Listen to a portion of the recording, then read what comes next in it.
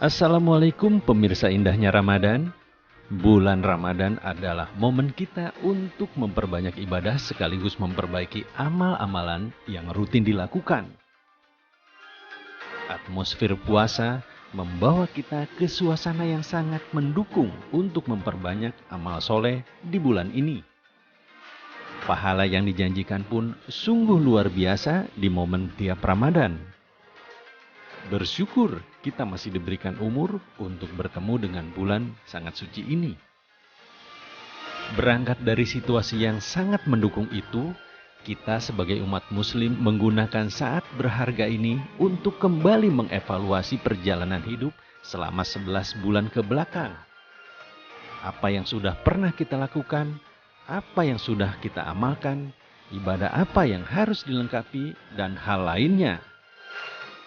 Saat melakukan evaluasi tersebut, para ulama menganjurkan dengan beriktikaf. Ada sejumlah pertanyaan saat kita ingin melakukan iktikaf. Misalnya, apakah harus dilakukan di dalam masjid atau boleh di rumah? Jika orang yang sedang bekerja di kantor seharian penuh, bagaimana melakukan iktikafnya? Pertanyaan-pertanyaan ini akan dibahas dalam indahnya Ramadan kali ini bersama para narasumber. Selamat menyaksikan.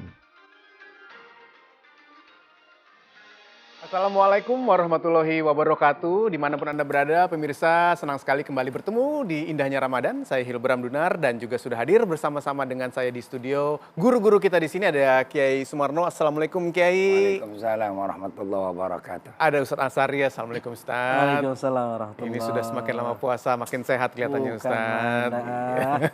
Gusan, Assalamualaikum Gusan. Waalaikumsalam warahmatullahi. Di mana pada kesempatan kali ini kita akan membahas mengenai itikaf. Ini biasa dilakukan di bulan Ramadan dan adalah sebuah momen untuk mengevaluasi dan juga mengenali diri. Tapi bagaimana sebenarnya itikaf yang baik, yang benar agar sesuai dengan sasaran dan tujuan kita. Bukan hanya menambah pahala, tapi meningkatkan kualitas diri kita sebagai manusia. Saya mulai dari Kiai Sumarno dulu mungkin. Itikaf tuh sebenarnya bagaimana sih Kiai? Bismillahirrahmanirrahim. Assalamualaikum warahmatullahi wabarakatuh. Para pemirsa di mana Anda berada. Iktikaf artinya kita berdiam. Di mana kita berdiam adalah kita berdiam di masjid. Di dalam bulan Ramadan momen yang paling indah, momen yang paling penting, yang paling amat berharga. Sesuai di mana disunahkan oleh junjungan alam baginda Rasul Nabi kita Muhammad Sallallahu Alaihi Wasallam. Rasul di setiap 10 terakhir Ramadan, Rasul selalu berada di dalam masjid. Disitulah Rasul untuk menambahkan dekat dirinya kepada Allah. Menambahkan dekat diri kepada Allah. Artinya kalau dia menambah untuk dekat diri berarti Rasul kurang dekat diri. Menambahkan kedekatan dirinya kepada Allah. Kalau Rasul, kalau kita iya. Bedanya begitu. Dan tidak semua orang mau untuk melakukan iktikaf. Apalagi di 10 terakhir bulan Ramadan. Lebih banyak iktikafnya kita bukan di masjid, bahkan pindah ke pasar dan ke mall. Apa sih orientasinya Rasulullah untuk menambahkan, untuk beriktikaf di masjid di 10 terakhir terutama di bulan Ramadan? Yang pertama adalah tidak lain dan tidak bukan untuk menambahkan, menyatukan dirinya kepada Allah.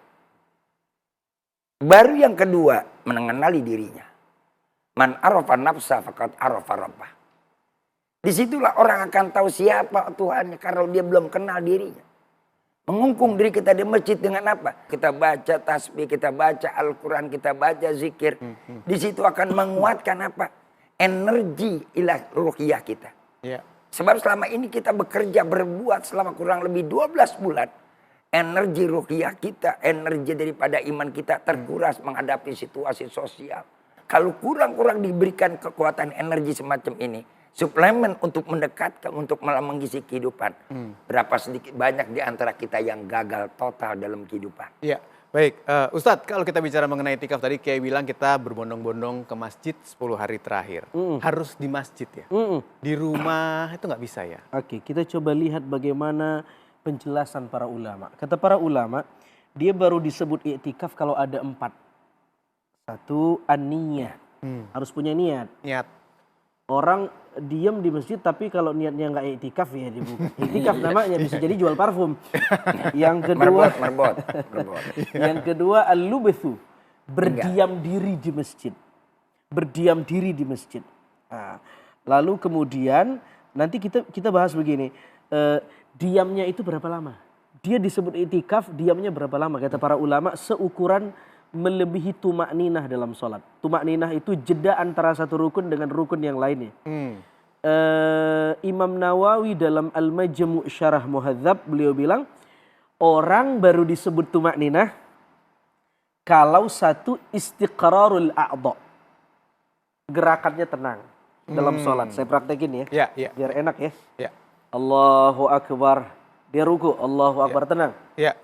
Setelah itu yang kedua, infisalul harakah, jeda antara satu rukun dengan rukun yang lainnya jelas. Allahu Akbar, ini apa? Ruku. Lalu kemudian i'tidal, sami Allahu liman hamidah, jelas mana ruku mana i'tidal. Tapi kalau orang sholat begini, udah gak jelas tuh, nyatu antara ruku dengan i'tidal. Nah, jeda, jadi bukan terburu-buru. Bukan terburu-buru. Gitu ya? Jeda antara ruku dan i'tidal itu namanya tumak ninah. Berarti kalau kita sudah melewati ukuran itu ya kira-kira 5 detik. Singkat dong. Singkat sekali. Orang kalau sudah lewat 5 detik, dia niat berdiam diri di masjid, dia sudah dianggap i'tikaf. Oke. Yang ketiga, mu'takaf fi masjid. Nah, tadi yang jenengan tanya apakah harus di masjid? Di masjid. Kata Sahibut Taqrirat, pengarang kitab ini, beliau bilang, orang kalau i'tikaf di musola enggak sah i'tikafnya, meskipun nanti ada pendapat yang lain. Ada pendapat yang lain mengatakan boleh kalau ada uzur. Tetapi pendapat yang populer, kita bahas pendapat yang populer, situasinya normal, tidak ada pandemi, tidak ada hal yang mengancam jiwa, maka wajib di masjid. Yang terakhir, yang keempat ada namanya mu'takif, orang yang beriktikaf. Kita nih, sebagai orang yang beriktikaf, kata para ulama, dia nggak boleh junub, dia harus suci dari haid, nifas, hadas, dia nggak boleh al-junun, ODGJ, dia nggak boleh al-ighma wa sukr, dia nggak boleh pingsan, dan seterusnya. Begitu dikatakan i'tikaf secara fikih formalnya. Gus, waktu yang paling tepat dilakukannya itu kapan, Gus? Dan apa yang kita lakukan pada saat i'tikaf? Ya, sebaiknya memang malam hari. Malamnya nih kapan? Ya, pertengahan malam atau ba'da isya udah masuk lah, untuk itu terbaik waktunya. Kalau kita melihat tadi sampaikan oleh Ustadz tadi kan cukup sebenarnya sewaktu tumak ninah saja sudah cukup sebenarnya i'tikaf itu. Tapi yang menarik lagi menurut saya ketika kita kenceng menggunakan laisal masjid ilal waqaf, itu kita pasti akan kesusahan menanyakan ini masjid ini statusnya apa ini? Milik pemerintah itu termasuk wakaf apa tidak ini? Ya kan? Nah, itu jadi mungkin menjadi problem berikutnya. Dan apalagi terminologi musola itu hanya ada di Indonesia. Jadi kalau kita ada di Saudi Arabia tidak ada kata musola. Hanya ada di Indonesia. Masjid aja ya kalau di sana. Masjid aja begitu. Nah, mungkin masjid apakah itu sebagai tempat untuk Jumatan atau tidak, atau nanti tadi dibahas, mungkin nanti akan asik kita menanyakan seperti itu. Tapi menurut saya esensi i'tikaf itu kan adalah dalam rangka taqarruban ilallah, dalam rangka mendekatkan diri kepada Allah, mengikuti perintahnya untuk i'tikaf. Nah, pertanyaannya adalah, nah bagaimana misalnya perempuan sementara suaminya jarang pulang, tiba-tiba pulang, istrinya malah i'tikaf. Kalau suaminya tidak mengizinkan, i'tikafnya nggak ada nilainya. Lebih baik melayani suaminya daripada dia i'tikaf. Nah, karena status i'tikaf ini adalah sunnah. Nah, sementara melayani suami itu lebih muakkadah sunnahnya kan begitu. Nah, jadi kita harus menyampaikan ini kepada masyarakat semuanya bahwa kita bagus memiliki niat yang baik, ghirah yang baik tentang i'tikaf, tapi pasti ada proporsi dan juga mana skala prioritas yang harus dijalankan duluan. Dan waktunya tidak perlu terlalu panjang ya Kiai. Jadi sebenarnya singkat saja. Atau ada waktu idealnya dari jam berapa sampai jam berapa? Itu tadi waktu minimal tuh yang tadi. Iya, kan 5 detik itu kira-kira. Berdasarkan ayat dalam Al-Quran, wa minal laili fatahajjat bihi nafilatan lak asa yab'atsaka rabbuka maqaman mahmuda. Dan kita juga pernah bahas keutamaan waktu adalah malam hari. Sebaiknya kita beriktikaf adalah di waktu saat malam hari. Adapun masanya tergantung kemampuan kita. Yang penting tidak kurang daripada masa jeda intiqalul arkan. Ini yang pertama tadi, masa jeda perpindahan rukun. Ya. Nah, adapun kita tadi tempat masjid, saya katakan memang banyak ikhtilaf. Dalam kitab takrir bagus. Tapi takrir ini kita bertanya, orientasi dia adanya pengarang kitabnya di mana? Apakah dia tahu dengan kondisi Indonesia? Ya. Nah ini yang harus kita, inilah pentingnya Jadi ada baiknya majelis bagaimana? ulama. Kalau menurut saya, apakah itu masjid dipakai Jumat atau tidak dipakai Jumat? Selagi namanya masjid itu adalah dia masjid, apakah dia wakaf atau bukan non wakaf? Selagi itu dipakai untuk melakukan ibadah berjamaah untuk sholat Jumat dan hari-hari biasa, itu bisa dikatakan sah. Ini ada ikhtilaf, saya boleh berbeda pendapat. Dan Iya. inilah asiknya kita. Asiknya kita ketika bicara fikih pasti berpotensi untuk ikhtilaf dan kita happy, nggak ada masalah. Nggak ada masalah. Iya, iya. Jadi kalau terpaku dengan masjid yang wakaf, apakah semua orang tahu legalitas masjid itu wakaf? Iya. Iya. Nah kan Masa bingung. nanya dulu? Masa nanya dulu sama DKM, ini masjid wakaf bukan? Iya. Kan nggak lucu kan? Iya, iya. Masjid kemudian DKM ini belum Pokoknya kalau wakafin. namanya udah masjid, berarti sudah boleh gitu aja. Pokoknya ada udah tertulis masjid, please oke silakan. Lu mau wakaf, lu nggak wakaf, ada tulisan masjid, please oke silakan, no problem. Oke. Iya, Iya. just iman. Nge-charge iman. Nah, Iya. setelah di-charge itu diharapkan imannya akan menjadi seperti apa yang harus kita lakukan agar betul-betul charge-nya tepat, ya, nggak cuma buang-buang baterai doang. Dan itikaf yang benar itu seperti apa? Yang satu persatu yang kita lakukan. Langkah-langkahnya bagaimana? Kita akan bahas bentar lagi, jangan kemana-mana, kami akan segera kembali.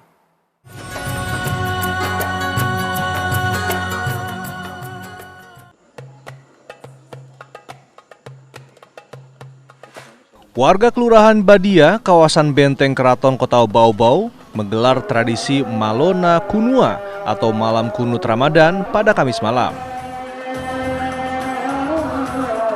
Tradisi ini digelar di dalam Masjid Kuba yang merupakan masjid tertua peninggalan Sultan Buton ke-29. Tradisi-tradisi Malona Kunua dilakukan untuk menyambut malam ke-16 Ramadan. Malona Kunua diawali dengan sholat tarawih. Kemudian di rakaat terakhir sholat witir diselipkan pembacaan doa kunut. Selanjutnya ratusan warga ini melaksanakan makan malam bersama dengan hidangan makanan khas tradisional. Ada lapa-lapa, ayam kampung, waje, onde-onde, hingga baruasa. Tradisi Malona Kunua merupakan peninggalan nenek moyang mereka sejak abad ke-16. Mereka meminta diberi keselamatan dunia akhirat, iman yang kuat, umur panjang, rezeki melimpah, serta terhindar dari segala malapetaka. Kembali di indahnya Ramadan, masih membahas mengenai itikaf, di mana kita perlu melakukan ini agar semakin dekat kepada Allah. Pada saat break tadi, manajer saya nanya ke guru-guru kita di sini, itikaf itu harus nangis nggak di masjid? Mungkin Ustaz Sari bisa menjelaskan. Kalau pertanyaannya harus nangis atau tidak, tentu tidak. Tapi apakah orang salah menangis? Oh tidak juga. Baik sekali, mungkin nangis itu pertanda bahwa dia betul-betul memaknai muhasabah, meresapi. Tetapi bukan berarti orang yang tidak nangis dia tidak sedang muhasabah. Karena tidak semua orang itu gampang menitikkan air mata. Iya. Dan tidak semua orang menangis itu karena muhasabah. Bisa jadi dia nangis karena kucingnya baru mati. Iya bisa juga. Atau token listrik habis. Habis, Banyak variabelnya. Iya, iya. Dia berpinjol. Yang jelas kata Nabi SAW, satu di antara 7 orang yang dia mendapat naungan Allah di hari kiamat nanti adalah seseorang yang berzikir kepada Allah khalian, sendiri. Tafadat ainah. Dalam muhasabah dia itu, dia menitikkan air matanya. Allah senang sama dia, dia dilindungi, diproteksi di hari akhir, dilindungi sama Allah. Masalahnya kan kita gampang nangis kalau rame-rame. Karena terbawa. Ada backsoundnya, Iya. ada teman yang nangis, Iya. kayaknya gue gengsi nih kalau Iya. nggak nangis. Nangis Tapi juga. coba kita latih sendiri, lalu kita menangis. Wah itu Masya Allah. Iya, iya, iya. Tentunya itu memiliki tujuan, Gusan, ketika Ya. kita beritikaf, agar kita menjadi orang yang lebih baik. Nah, tapi tujuan-tujuan ini sebenarnya bisa kita dapatkan dari mana dan apa harapannya? Tentu harapannya adalah agar mendekatkan diri kita kepada Allah SWT. Ya. Maka kuncinya adalah ketika kita secara fisik ada di masjid, jiwa pun ada di masjid, jangan kemana-mana. pertanyaan berikutnya, pada saat konteks pada saat itu, kenapa menyuruh Nabi berada di masjid? Bisa jadi jumlah umat Islam pada saat itu tidak sebanyak sekarang. Pasti ada ketenangan, ada fokus, dan ada apa sehingga betul-betul ebilnya dapat begitu. Nah, bagaimana dengan sekarang yang diorganize? Masjid yang diorganize, semuanya ngumpul datang di masjid semuanya. Nah, apakah itu salah? Tidak salah. Tapi bisa jadi feel-nya nggak dapat bagi orang yang ingin takarrub. Saya sarankan mending mencari masjid yang nggak terlalu rame. Sehingga nanti membantu kita dapat feel-nya agar ketika berinteraksi kepada Allah SWT kita nyambung dan enak seperti itu. Karena memang butuh seperti itu. Oke, biar bisa nyambung, mencari masjid tidak terlalu ramai dengan kesendirian, tapi ada orang yang sulit berkonsentrasi.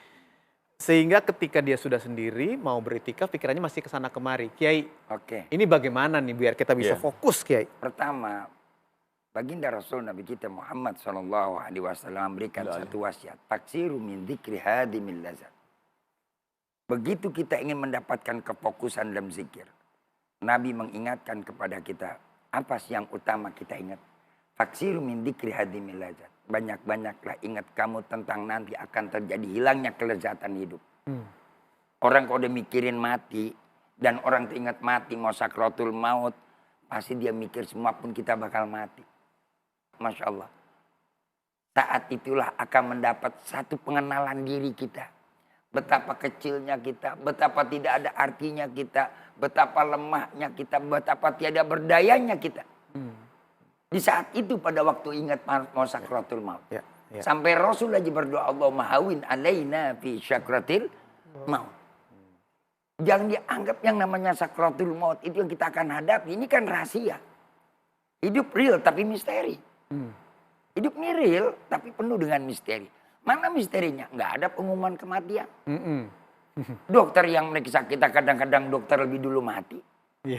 Bagaimana cara kita mendapatkan konsentrasinya? Itu dia. Konsentrasi yang kedua adalah kita dapatkan dengan apa? Yang pertama adalah ketenangan hati dan jiwa kita.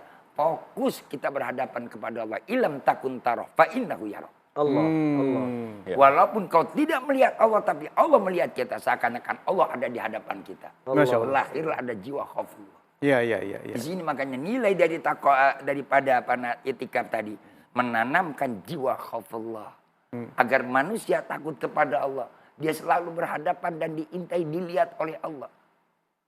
Allah tuh mah mengetahui apa yang kita perbuat, ada tidak ada, nampak atau enggak nampak, jauh maupun dekat. Allah tuh akan menyaksikan dan melihat kita everywhere and everywhere, kapan saja dan di mana saja. Ustadz, dalam itikaf selain kita berzikir, mendekatkan diri kepada Allah, seringkali kita juga melakukan evaluasi diri, Ustadz. Mengingat kesalahan-kesalahan kita, mengingat perbuatan buruk kita. Ini bagaimana, Ustadz? Al-Ghazali, salah seorang dokter ruhani, Tuan Syekh Al-Ghazali kasih treatment gimana cara yang baik untuk mengevaluasi diri. Beliau punya diksi namanya ma'rifatun nafas, mendeteksi diri. Langkahnya dia bilang, bertanya, ayu syai'in anta, kamu tuh siapa? Siapa sih kamu tuh? Jawabannya kata Imam Al-Ghazali banyak. Bisa jadi saya ini al-bahaim, binatang ternak. Binatang ternak itu kata Al-Ghazali konsennya adalah banyak makan, banyak minum, banyak kawin, banyak tidur. Ini saja binatang ternak. Ada lagi yang ditanya, ayu syai'in anta, kamu siapa? As-siba, saya manusia tapi mental saya binatang buas. Saya suka menghardik orang, ngikut orang, membunuh karakter orang, menzalimi orang, dan seterusnya. Kayak buzzer ya? Ayu, kayak apa Gey? Buzzer. Kurang kenceng kayak apa? Buzzer. Oh, ayu syai'in anta. Buzzer di bawah-bawah lagi, ya oke. Ayu syai'in anta. Ditanya lagi, kamu siapa? Al-Ghazali jawab, asyayatin. Saya manusia tapi mental saya setan. Setan itu senang melihat orang susah, senang melihat orang jahil, senang melihat orang nggak baik, senang melihat orang yang udah hijrah balik lagi maksiat. Itu setan. Itu penting ditanyakan supaya kita mengenal diri kita. Oh, pantes selama ini pikiran saya gimana bisa makan. Jangan-jangan saya ini selama ini binatang ternak. Oh, pantes selama ini saya ini gampang ngikut orang. Oh, saya binatang buas. Maka mental yang paling baik itu kata Al-Ghazali adalah al-malaikah. mentalnya malaikat. Tentu kita tidak bisa jadi malaikat. Iya. Tapi maksud Al-Ghazali adalah mental yang tidak terkontaminasi dengan hal-hal yang tidak baik. Nah, cara untuk sadar itu mentadarusi ruhani itu lewat iktikaf. Orang banyak tadarus Al-Quran di bulan Ramadan karena momennya. Tapi jangan lupa mentadarusi ruhani kita. Mengenal diri kita. Itu sama pentingnya dengan mentadarusi Al-Quran. Iya. Karena diri kita juga bagian dari ayat-ayat Allah. Iya. Gusan, dengan Ya. mengenal diri kita, dengan bertanya kepada diri sendiri sebenarnya kita ini seperti apa, kita mudah-mudahan menyadari kesalahan-kesalahan yang pernah kita perbuat. Lalu kita minta maaf, lalu kita ingin menjadi kembali bersih. Nah, idealnya seperti apa dan bagaimana untuk membongkar karakter diri agar kita bisa jujur terhadap diri sendiri ya Gus. Karena kadang-kadang kita sendiri denial, menolak, beranggapan bahwa kita baik-baik saja, padahal tidak. Kunci masalah utama yaitu adalah denial dan tidak merasa bersalah. Iya, iya. Nabi-nabi aja begitu mengawali doa mesti mengatakan bahwa ya Allah, saya ini orang-orang yang dolim. Awali diri dulu dengan pengakuan bahwa kita ini dolim. Rabbana dolamna anfusana dan sebagainya dan seterusnya seperti itu. Artinya walaupun seorang nabi pun mengakui dirinya dolim untuk mengetahui bahwa aku ini orang yang perlu dengan sentuhanmu ya Allah, penuh banyak kesalahan. Nah, kalau itu pengakuan itu kita utamakan dulu, maka insya Allah segala ilmu, segala nur itu akan masuk. Ingat, kesombongan itu menutupi segala hal kebaikan masuk dalam diri kita. Iya. Dan kesombongan itulah yang membuat kita denial. Kesombongan itulah yang merasa kita sudah sempurna. Maka itikaf inilah momen yang paling baik untuk merendahkan kesombongan kita, merendahkan dalam posisi yang kita sebenarnya bahwa kita masih banyak kelemahan dan membutuhkan rahmat Allah Subhanahu wa taala. Iya. Ingat kisahnya Nabi Allah Adam. Ketika Allah pisahkan Adam dan Hawa. Adam tidak akan bisa ketemu sebelum Adam itu sendiri mengevaluasi dirinya. Kemudian dikatakan tadi ta'rifun nafas. Ta'riyatun nafas. Ya ta'riyatun nafas, bagaimana dia harus menampar, menyatakan bahwa dia dirinya salah. Maka fatalaqqa Adamu bi kalimati min rabbi. Begitu kalimat yang pertama untuk menyadarkan manusia bahwa dia akan mendapat ampunan dari Allah kalau dia mengakui kesalahan. Ya, poinnya di situ. Poinnya di situ. Jadi manusia yang paling baik di hadapan Allah orang yang mengakui salah. Kalau orang yang mengakui benar, orang udah kagak benar. Iya. Ya, jadi itikaf itu melatih orang mengaku salah. Nah itu, dan dimulai dari itikaf. Iya. Melatih orang mengakui kesalahan, agar bisa bicara kepada diri sendiri, menyadari kesalahan-kesalahannya, minta maaf, minta ampun, lalu mendekatkan diri kepada Allah. Mudah-mudahan itikaf kita diterima pada kesempatan kali ini. Setelah ini kita masih akan bahas lagi hal-hal yang lain yang tidak kalah menariknya. Jangan kemana-mana, kami akan segera kembali di Indahnya Ramadan.